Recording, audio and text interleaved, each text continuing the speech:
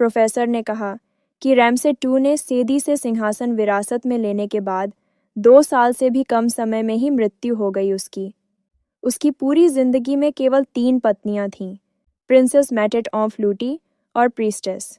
साथ ही विदेशी राजकुमारी नेफरटेरी भी थीं, जो जल्दी ही मर गईं और उन्होंने कोई वारिस नहीं छोड़ा।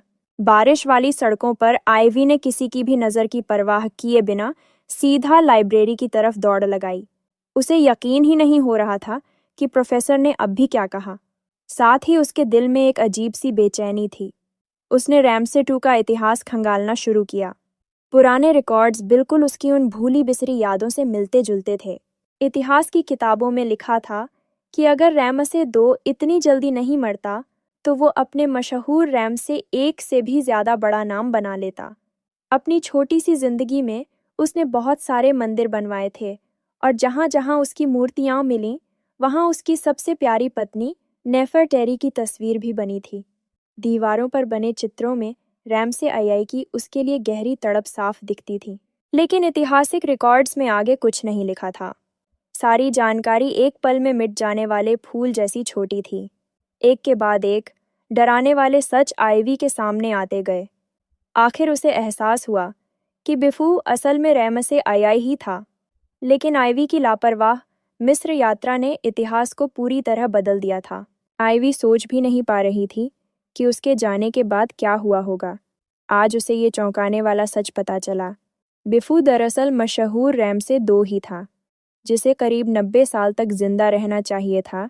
वो उसके जाने के थोड़ी ही देर बाद मर गया, चाहे वो माने या नहीं। लेकिन सच्चाई यही थी कि उसकी प्राचीन मिस्र की यात्रा ने पूरा इतिहास बदल दिया था। आइवी बारिश से भीगी सड़क पर सिर झुकाए चल रही थी। उसकी आंखों में पछतावा और उलझन साफ झलक रही थी। तभी एक काली कार उसके पास आकर रुकी। पीछे से उसका बड़ा भाई सेन आया और उसके सिर पर कोट डाल दिया। उसने नरमी से पूछा, तू यहाँ क्या कर रही है आइवी? भाई की नरम नज़रों को देखकर आइवी की हिम्मत पूरी तरह टूट गई। उसका गला भर आया और वो रोते हुए बोली, मैंने बहुत बड़ी गलती कर दी है। अब समझ नहीं आ रहा क्या करूं। सेन ने उसे कसकर गले लगाया और कहा, कोई बात नहीं, जो भी हुआ मैं तेरे साथ हूँ। किसी को भी तुझे तकलीफ नहीं देने दूंगा। सियन को अचानक एक जानी पहचानी सी फीलिंग आई, जैसे कहीं पहले भी ऐसा हुआ हो।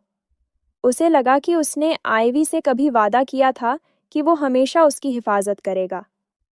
लेकिन आइवी अब भी बहुत कंफ्यूज थी, क्योंकि ये सब उसे यकीन करने लायक नहीं लग रहा था। वो अपने भाई को समझाना चाहती थी, लेकिन हमेशा लॉजिकल रहने वाला सेन कुछ उलझी बेतुकी बातें बोल गया। उसे सोचकर अजीब लगा, क्या अगर वो हजारों साल पहले किसी अनजान दुनिया में मिली होती, तब भी उसका भाई उसकी रक्षा करने आता? बस यही सोचते हुए आइवी ने महसूस किया कि उसने अपने सारे डर अपने भाई पर उतार दिए हैं। सियन ने उसे फिर से गले लगाया और साफ कहा, तू जहां भी होगी, मैं हमेशा तेरी हिफाजत के लिए रहूंगा। जैसे अभी अपने भाई की बाहों में थी, आइवी ने अपने खून के रिश्ते की नज़दीकी महसूस की। अगले दिन ब्यूटी सैलून में कांसे जैसी स्किन और छोटे बाल वाली लड़की असल में आइवी ही थी। स्टाफ ने कई बार एडजस्ट किया और उसने पूरा मेकओवर करवा लिया। उसने एक साथ 3 महीने के पोर्टेबल स्प्रे बोतल भी ले लिया। सैलून से बाहर निकलकर उसने अपने सामान चेक किए, flashlight, paper spray, binoculars. Ivy ने यह सब इसलिए किया ताकि वह फिर से 3000 साल पहले प्राचीन मिस्र लौट सके और उस क्रूर प्रिंस की जान बचा सके। इस बार वह बिफू और असली नेफरटेरी को एक दूसरे से शादी करवाने के लिए इतिहास को उसकी सही दिशा में ला सके। जैसे ही वह पहुंची, आइवी को एक लाल बाल वाला आदमी दिखा। उसने तुरंत पूछा, क्या रैमसे दो मर गया? लाल बाल वाले आदमी ने यह सुनते ही नाराज होकर आइवी को धक्का दे दिया और कहा, नए फेरो, जो अभी सिर्फ 3 दिन से सत्ता में है, उसके बारे में ऐसे बोलने की हिम्मत कैसे?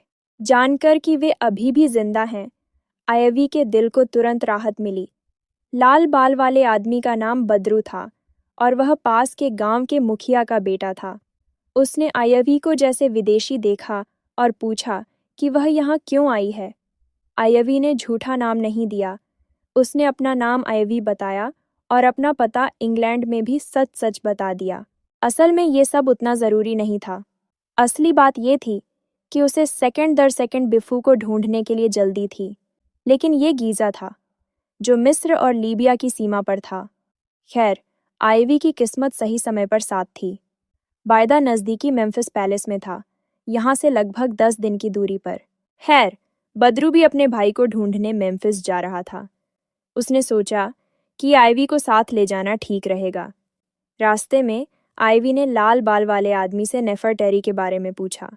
उसने बताया कि अफवाह थी कि 5 साल पहले मर गई थी, लेकिन फ़ैरोह उसे अभी भी याद करता था। तभी बदरू का ईगल सतर्क हो गया और दूर उड़ गया। उनके पीछे चलते हुए उन्होंने एक आदमी खून में लथपथ पड़ा देखा। उस पर कई चाकू के घाव थे और पीठ में तीर लगा था। शुरू में उन्हें लगा ये कोई डाकू होंगे। हालांकि हालात इतने आसान नहीं थे। अपनी आखिरी ताकत से आदमी ने उन्हें बताया कि पड़ोसी लीबिया ने एक तरफा समझौता तोड़ दिया और उनके मीकल गांव पर हमला कर दिया। लीबिया ने बिना अनुमति समझौता तोड़कर मिस्र की सीमा पर छोटे गांव पर हमला कर दिया। बदरू इस पर बेहद गुस्सा था। उसने शुरू में गीजा जाकर क्राउन प्रिंस की मदद लेने का प्लान बनाया, लेकिन आइवी ने महसूस किया कि कुछ गड़बड़ है और तुरंत बदरू को रोक दिया। गीजा हमले वाले गांव से सिर्फ 1 दिन की दूरी पर था। क्राउन प्रिंस तक खबर पहुंच जानी चाहिए थी, लेकिन 3 दिन बीत जाने के बावजूद कोई सैनिक वहां नहीं पहुंचा। इसके 2 ही मतलब हो सकते थे, या तो गीजा दुश्मन के कब्जे में है या प्रिंस और लीबियाई सांठगांठ में हैं। चाहे जो भी हो, वे अभी बलि देने नहीं जा सकते।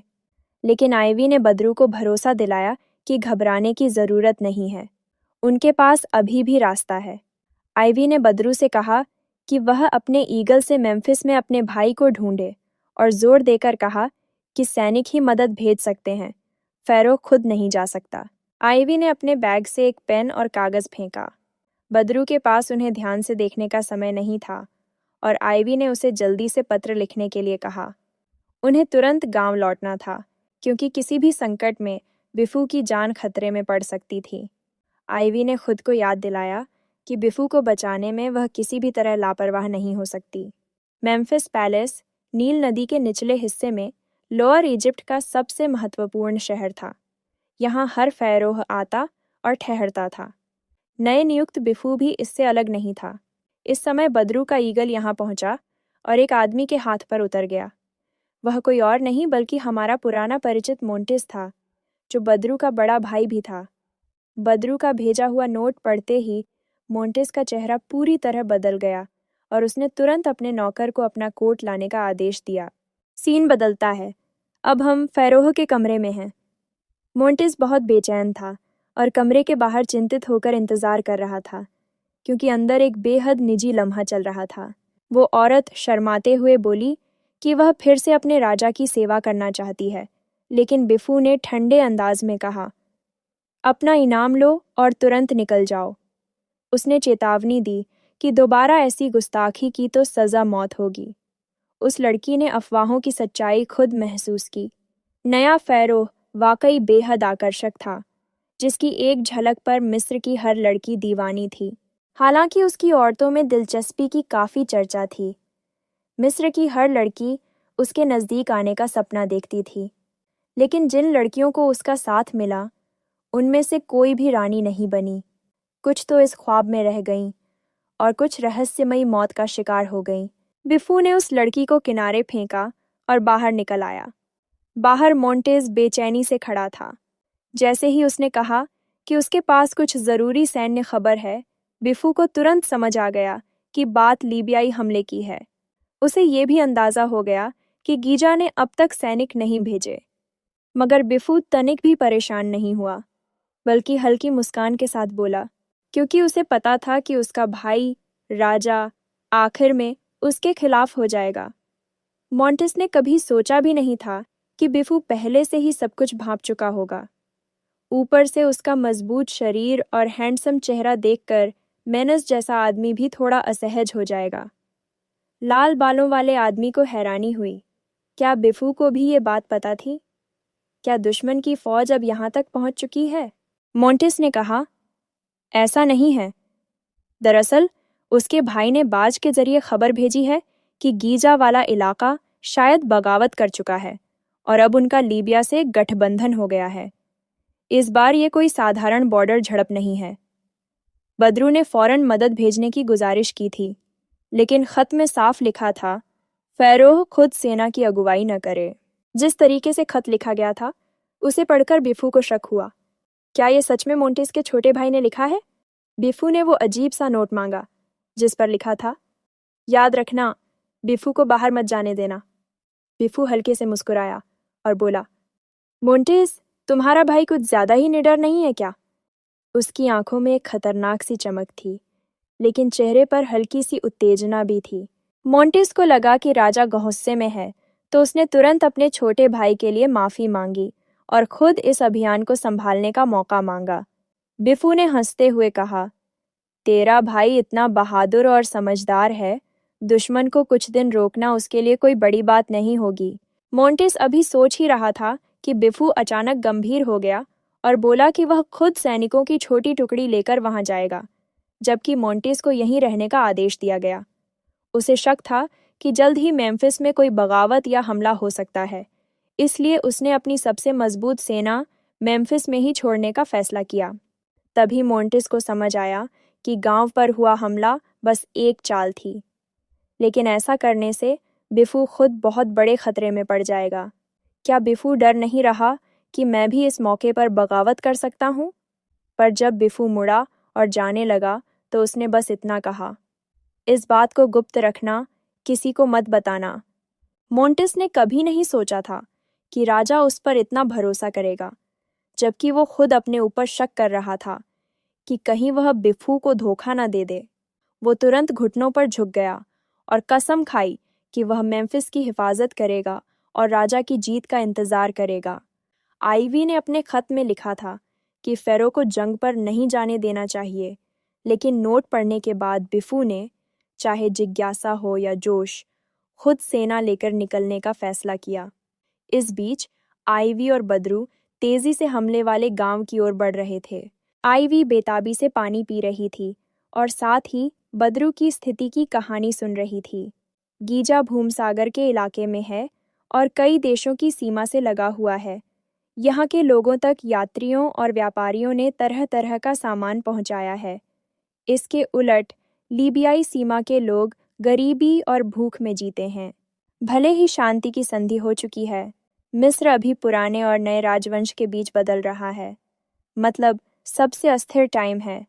अगर वे अपने मकसद में कामयाब हो गए तो ये संधि बस कागज का टुकड़ा बनकर रह जाएगी। अगर किंग इस समय बड़ी सेना भेजे तो मेम्फिस बस एक गिरा हुआ शहर बन जाएगा, क्योंकि अगर यहाँ लड़ने आएंगी सारी सेना तो फिर वहाँ की रक्षा कौन करेगा? तभी बदरू कहता है कि तब हमें किंग को प्रोटेक्ट करना चाहिए, हमें जल्दी जाना चाहिए। लेकिन आइवी बोलती है कि दो आम लोग ज्यादा कुछ नहीं कर सकते। आइवी केवल यह प्रार्थना कर सकती थी कि बाइफू नोट देखने के बाद जल्दी सिर्फ थोड़ी सी सेना भेज दे और वह खुद न आए। जैसे ही वे हमले वाले गांव पहुंचे, बदरू तुरंत आगे बढ़ा और जमीन पर मरते हुए गांव के आदमी को उठाया। आदमी जानता था कि अब उसे बचाया नहीं जा सकता। उसने टोकन बदरू को दिया और कहा कि बची हुई जनता को बचा कर ले जाए, जैसे उसने जीवन का आखिरी काम पूरा कर लिया हो। आदमी के हाथ ढीले होकर नीचे गिर गए। आइवी जानती थी कि युद्ध बहुत निर्दयी होता है, लेकिन जब उसने युद्ध की तबाही देखी, उसका दिल सह न सका। उसने सोचा, क्या ये इतिहास बदलने की सजा है? आइवी ने अपनी मुठ्ठियां बांध ली। अब रोने का समय नहीं था। उसने बदरू को जल्दी संभलने और लोगों को गांव से बाहर निकालने के लिए कहा। बदरू ने अपने भाई की बातें याद की। भाई हमेशा कहता था कि लोगों को बचाने के लिए अपना सब कुछ दे दो। अब उसका वही समय आ गया था। इस समय लीबियाई सैन्य शिविर में जनरल फैटी बड़े चाव से चिकन की टांग खा रहा था।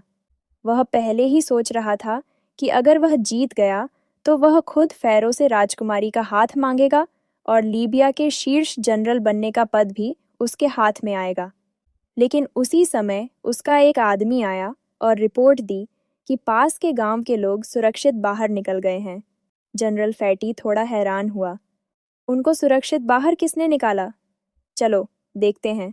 आइवी और बदरू दोनों गांव वालों को निकालकर एक सुरक्षित जगह पर ले आए थे।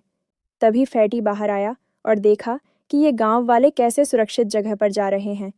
मैं इन्हें मार दूंगा, वह बोला। तभी उसका दूसरा आदमी आया और कहा, फ़ैरो अपनी सेना लेकर आ चुका है। फैटी थोड़ी देर के लिए डर गया और बोला, चलो वापस भाग चलते हैं। तभी दूर से आवाज़ आई, फ़ैरो की सेना आगे बढ़ रही है। बदरू ने गहरी सोच में आइवी को देखा। उसे हमेशा लगता था कि आइवी एक लड़का है, पर फिर भी उसके अंदर इस नाजुक से लड़के की सुरक्षा करने की तीव्र चाहत जाग उठी। अगर आइवी लड़की होती तो शायद वह उसे उम्र भर बचाने को तैयार रहता। संकट के उस वक्त बदरू खुद को नहीं रोक पाया और आइवी की सुरक्षा का वादा कर दिया। आइवी मुस्कुराई और बदरू का धन्यवाद किया। उसने मन ही मन सोचा, सब कुछ खत्म होने के बाद और जब मैं वापस जाऊंगी तो मैं बदरू को याद रखूंगी, मेरा ये प्यारा दोस्त। उसी ही पल लीबियाई सेना ने हमला कर दिया। क्या बीफू ने सच में उन्हें छोड़ दिया? क्योंकि आइवी को ये नहीं पता था कि फ़ैरो की सेना पहुंच चुकी है। आइवी ने डर के बीच भीड़ को शांत करने की कोशिश की, लेकिन आतंक के सामने कोई भी नहीं रुका। बदरू ने उसका हाथ पकड़ा और भागने को कहा, पर इंसान के दो पैर युद्ध के घोड़े से कैसे तेज दौड़ सकते हैं? आइवी सोच रही थी कि क्या उसने फिर से कोई गलती कर दी है। न सिर्फ वो इतिहास को ठीक करने में नाकाम रही, बल्कि और जिंदगियों को भी खतरे में डाल दिया। तभी उसके पास से अचानक खुशी की आवाज़ आई, फ़ैरो की सेना हमारी मदद के लिए आ गई है। किंग रामिस भी वहां था। आइवी ने अचानक सिर घुमाया और ऊंचे सतर्क सैनिकों के बीच देखा। एक व्यक्ति युद्ध के घोड़े पर गर्व से बैठा था। क्या वो सच में बीफू था? आइवी अपनी यादों में बीफू को याद करने लगी। युवा, हैंडसम, जेंटल, और वो बेचैनी जो उसे देखकर होती थी, जिसे छुपाना मुश्किल था। लेकिन सामने वाला व्यक्ति ऐसा लग रहा था जैसे वो एक साथ परिचित भी है और अजनबी भी। उसकी हर हरकत में बीफू की प्रबल और दबदबे वाली आभा झलक रही थी। क्या ये सच में वही बीफू है? बीफू ने हाथ उठाकर सेना का नेतृत्व किया। संगठित सेना, साफ कतारें और बहादुर सैनिक। बस एक पल में ही लीबियाई सेना को हरा दिया। उनके शरीर जमीन पर बिखरे पड़े थे। आइवी सब कुछ देखकर हैरान रह गई। क्या यही प्राचीन मिस्र की असली ताकत थी? युद्ध खत्म होने के बाद फ़ैरो की सेना में से कुछ सिपाही आए और बोले, तुम दोनों को फ़ैरो ने बुलाया है। आइवी तुरंत जाकर स्प्रे से अपनी स्किन को और काला कर लेती है और मन में सोचती है, अब तो शायद मेरे पापा और भाई भी मुझे नहीं पहचान पाएंगे, और अब तो बिफू भी नहीं पहचान पाएगा। बस उसकी नीली आंखें ही वैसी की वैसी थीं।